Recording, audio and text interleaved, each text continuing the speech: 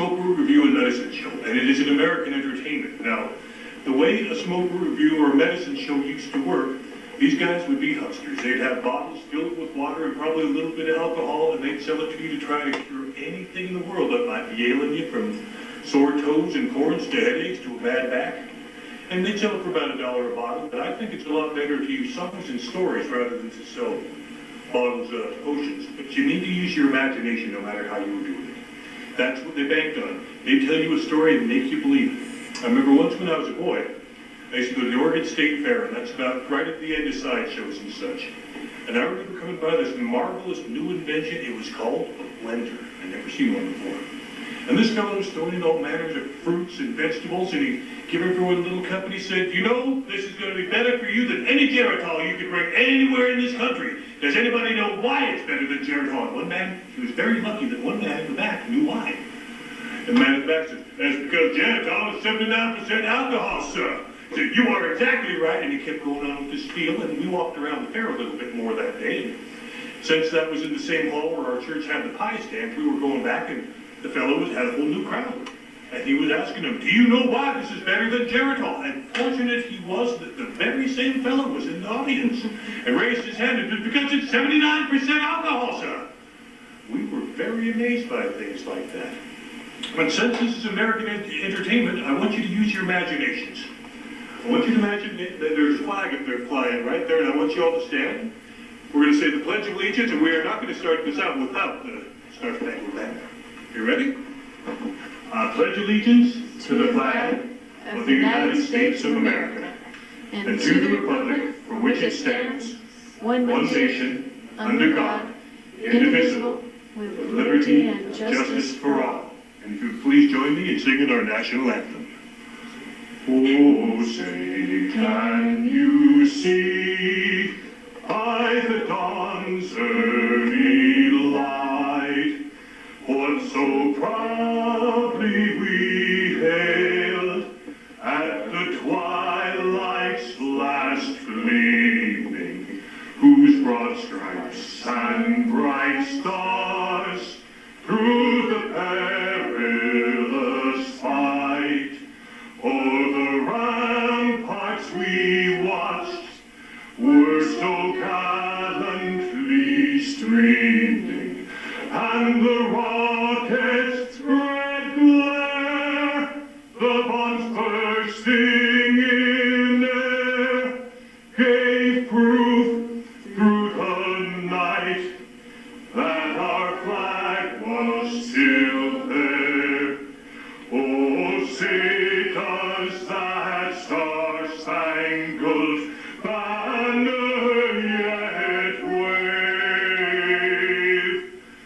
o'er the land of the free and the home of the brave? Play ball! Exactly what we're going to do. This is the one reading we have of the day. This was written in 1988 by a fellow by the name of Ernest K. Thayer. He wrote under the name of Finn, that's P-H-I-N. Why he spelled it that way, I don't know. But it was in the San Francisco Chronicle, and it was called Casey and Matt. Now, the outlook wasn't brilliant for Bill Nye that day. The score stood 4-2 with but one inning left to play, and then, when Cooney got it first, and Barrows did the same, the pall-like silence fell upon the patrons of the game. Now, straggling few got up to go in deep despair, and the rest clung to that hope which springs eternal in the human breast. They thought, if only Casey could get a whack at that. Why, we'd put up even money now with Casey at the bat. But Flynn preceded Casey, and so did Jimmy Blake, and the former was a hoodoo and the latter was a cake. So upon that stricken multitude, grim melancholy sat, for there seemed but little chance that Casey would get into that. But Flynn let drive a single to the waterman ball. And Blake, the must despiser, tore the cover of the ball, and when the dust had lifted and the men saw what had occurred, there was Jimmy safe at second, Leander hugging third.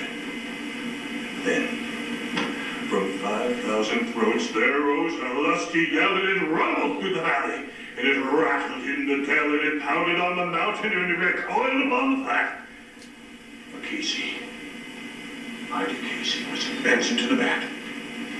There was ease in Casey's manner. He stepped into his place, and there was pride in Casey's bearing, and a smile on Casey's face. And when responding to the cheers, he lightly doffed his hat. No stranger in the crowd could doubt 'twas Casey the bat. 10,000 eyes were on him as he rubbed his hands with dirt. 5,000 tongues of profit when he wiped him on his shirt. Then while the riding pitcher ground the ball into his hip, defiance was flashed from Casey's eye, and a snarl curled his lip. Now the leather-covered spear came hurtling through the air. Casey stood watching with haughty grandeur there. Close by the sturdy batsman, the ball in heated sped. "Underneath my side, kid," Casey. "Strike one," the umpire said. From the benches black with people, there came a muffled roar. Like the beating of a storm winds on a stern and distant shore. "Kill him! Kill the umpire!" shouted someone in the stand, and they likely killed and had not Casey raised his hand. With a smile of Christian charity, great Casey's visage shone. He stilled the rising tumult, and he bade the game go on. He signaled to the pitcher, and once more the dun spear flew, but Casey still ignored it. The umpire called, "Strike two, fraud!" Someone called. The maddened hundreds, and the echo answered, "Fraud." But one scornful look from Casey and the audience was on. They saw his face was stern and cold. They saw his muscles strain. And they knew that Casey wouldn't let that long go by again. A sneer has fled from Casey's lip. His teeth dark lens blade. Pounds with cruel violence, his bat upon the plate. Now the pitcher holds the ball. And now he lets it go. The air is shattered by the force of Casey's blow. Somewhere in the state or land, the sun is shining bright. The band is playing somewhere, and somewhere hearts are light, and some women are laughing. Little children shout. There is no joy but death.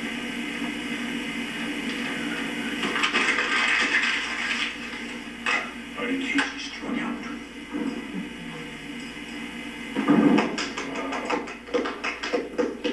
Now, a song can be a story too, if you listen to the words. Now, this is a song about a little airplane. And it's about getting into a position where people don't think you can do what you can do. Did that ever happen to you, pal? Where you knew you could do something, someone else said, he's too little or something, he can't do that, and you knew you could do it? Yeah. You ever go out and prove it on him? Mm-hmm. Good man. That's exactly what happened here. Way down in London Airport, in hangar number 4, a lonely little biplane left whose name was Evermore. His working days were over, no more would he sail. Upon his wings above the clouds, flying the Royal Mail.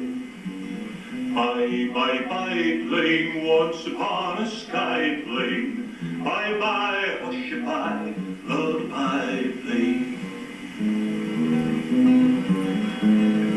Then one day the fog and rain had closed the airport path, and all the mighty jet planes were helpless on the ground.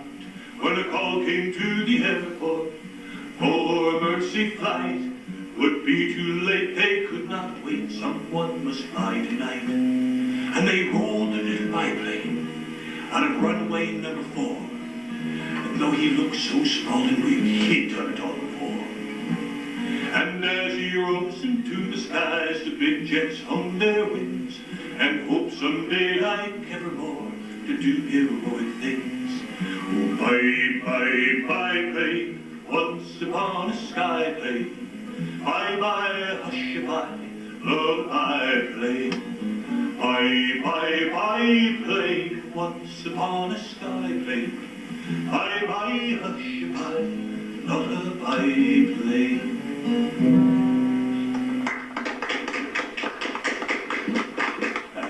Welcome.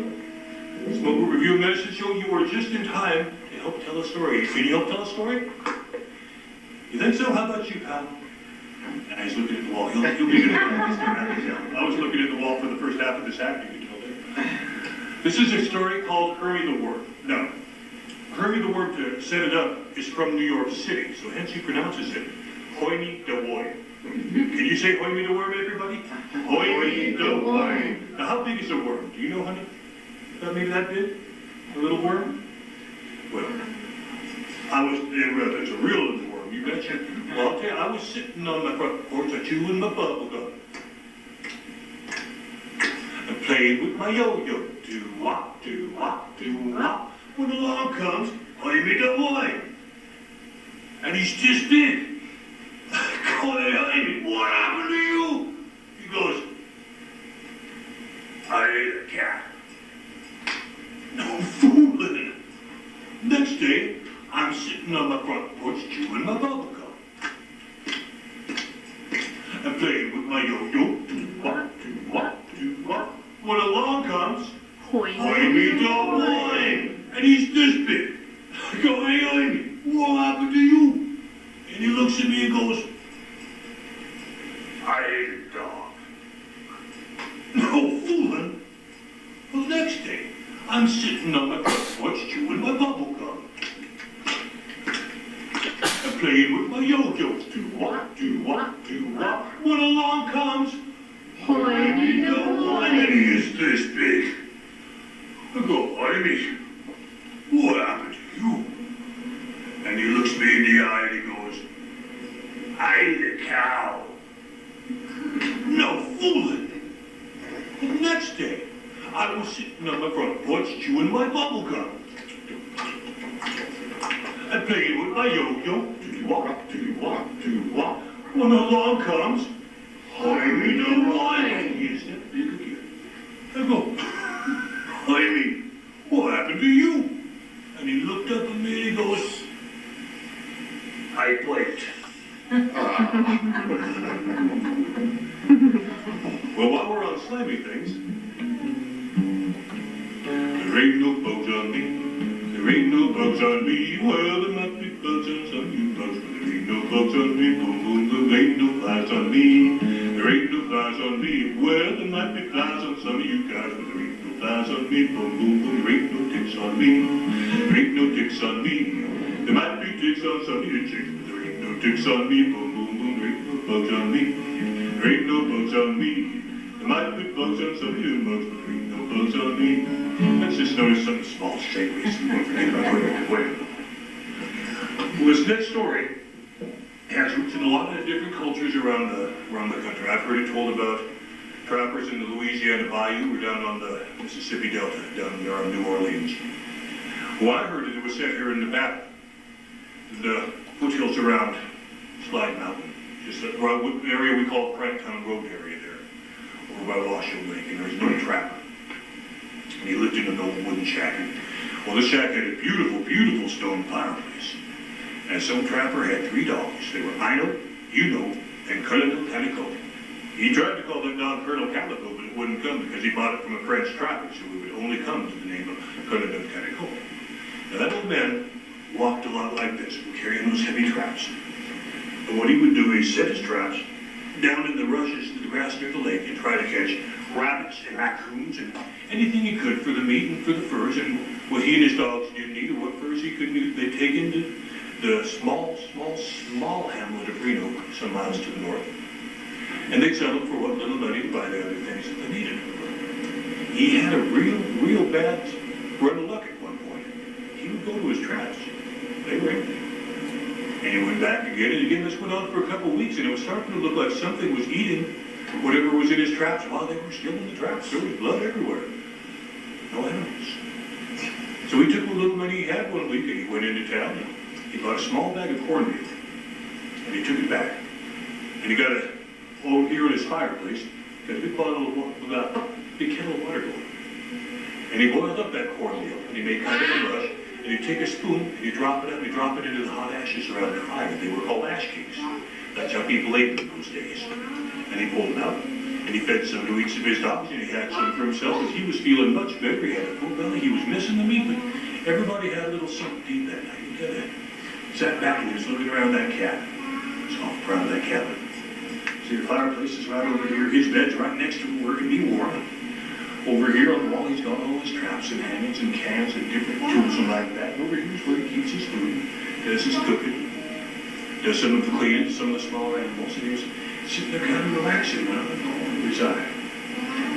He sees this big, hairy creature right by the fireplace. There's a crack in the that between the fireplace and the wall. And he didn't like it when it was nice.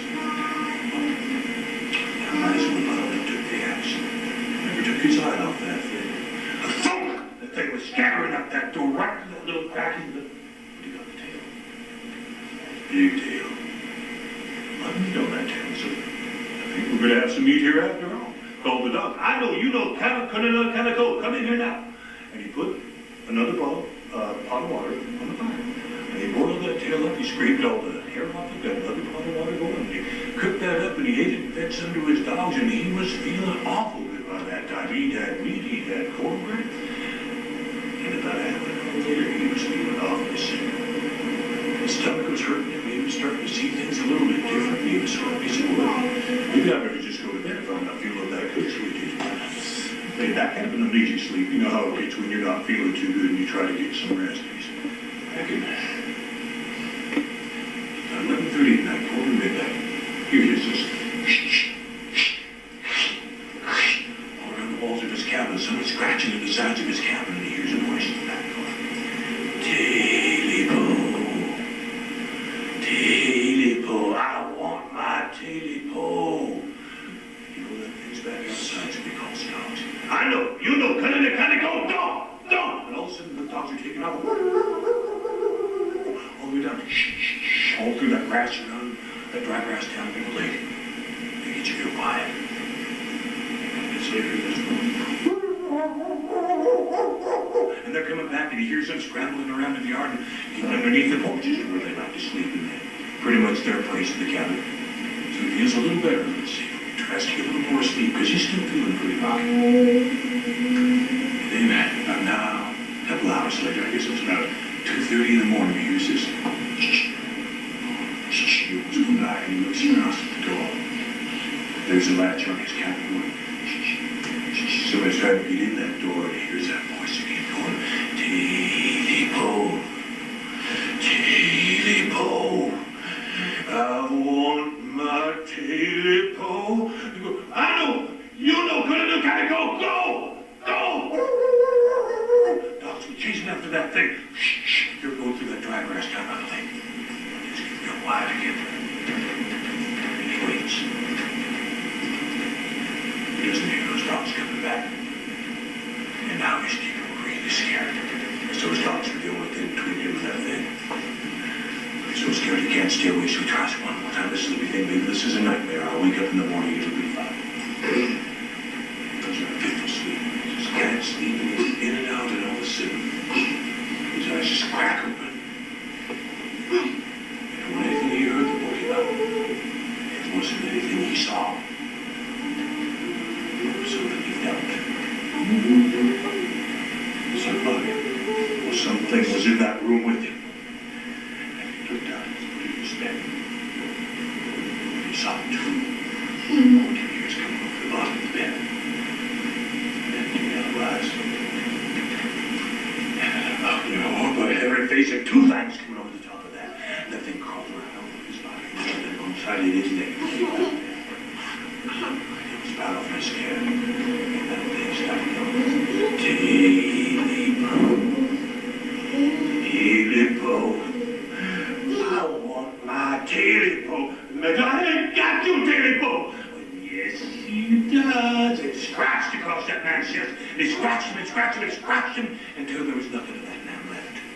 And nobody ever saw him again. Now, that was some years ago. That was probably more than 100 years ago. And you can still go up to the foothills of Slab Mountain up to around the Franktown Road area, as we call it now. And if you look hard enough, well, you can't find the cabin. All that wood's fallen down. That fireplace is still there.